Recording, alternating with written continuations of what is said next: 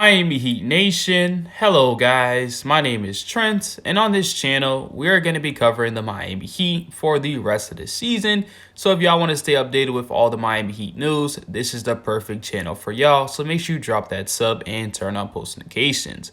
Also, do want to say that I made a Miami Heat Nation Discord server. So, if y'all want to go join that, the link will be in the description and also will be in the comment sections. Now, in today's video, we're going to be talking about John Collins. Now, reports did come out that the Atlanta Hawks have opened up the call lines for Collins, that he's available for trade. Now, so far for the Miami Heat season, it's not the greatest. We was playing some solid basketball until that Toronto Raptors game, which we did a terrible third quarter and we just couldn't come back from then. But you could tell this team just isn't good enough to make another Eastern Conference Finals appearance. And we might not even be making the playoffs at the moment right now. We got to play better basketball, and we also need to improve this roster.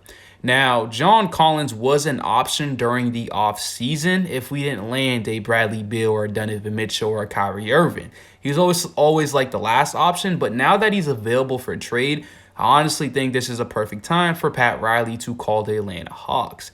And the reason why I think it's also a perfect time is because he's playing the worst basketball stretch in a long time. If you look at his stats, they're all career lows. His points, 12.6 points a game, lowest since 2017. I believe that's his rookie year. His field goal percentage is lowest ever. He's only averaging about 7.7 rebounds. He's not even averaging assists a game this year. And he's also shooting 22.7% from the three-point line, averaging about 0.9 blocks and 0.3 steals. So his stats are all the way down.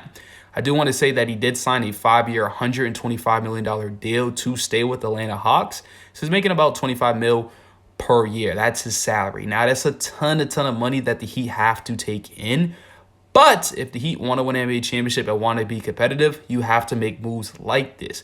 And also, we do get rid of some big contracts that are useless, like a Duncan Robinson or potentially a Kyle Lowry if he was involved in that trade. I doubt it, but at least we can get rid of Duncan Robinson. Now, and also another reason why I'm not too concerned about John Collins is because we all know during the offseason, they made a huge move to get another star to team up with Trae Young, and that's Murray. Murray and Trae Young are taking majority of the shots, and then after them is DeAndre Hunter, and then John Collins is number 4. Now, they do have another player come back in Bogdan Bogdanovic, and he's another player that takes a lot of shot attempts. So that's going to take more attempts away from John Collins, and it just doesn't make sense for him to be on this roster if he's not going to be able to play the brand of basketball that he wants to play for, that he wants. And also, there was already drama a few years ago that he wanted out, and they did pay him, and maybe it changed everything, but it just isn't really a good fit at the moment. Now, John Collins is about 6'9", and so is Bam Adebayo. But the Miami Heat have a huge problem. We are too small. We're undersized. We can't get rebounds. We can't protect the rim.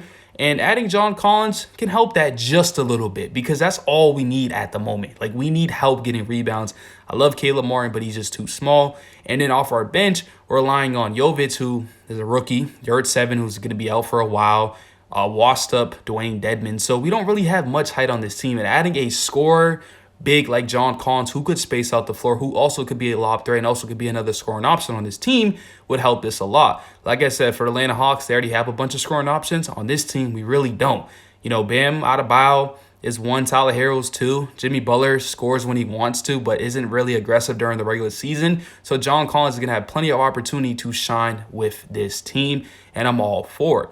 So a trade package that may be brought up or, that he can offer is obviously some draft capital. I believe that's how you always start off a trade. You maybe don't give up too much capital for John Collins because he's not too elite and is not that superstar talent, but maybe you give up one first and then maybe you give up, a Duncan Robinson to make the salary work. They get shooting on their end. Maybe you have to throw in another player in there to make it more fair, but on their end, they get some shooting. They also get rid of, John Collins' contract. And then also they get another player that you may be able to throw in off this bench. Maybe, Jamal Cain, maybe a Caleb Martin.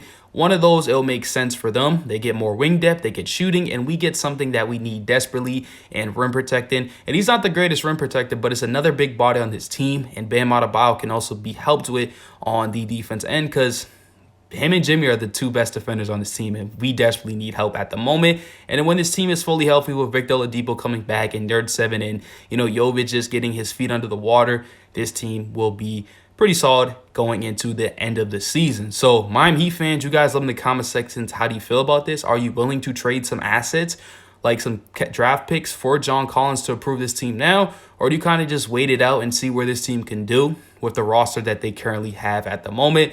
Like I said earlier in the video, this may be the best time to trade for John Collins because he's not having the greatest season and his trade value may not be as high that the Hawks think they are. So love you guys so much, and I'm out. Peace.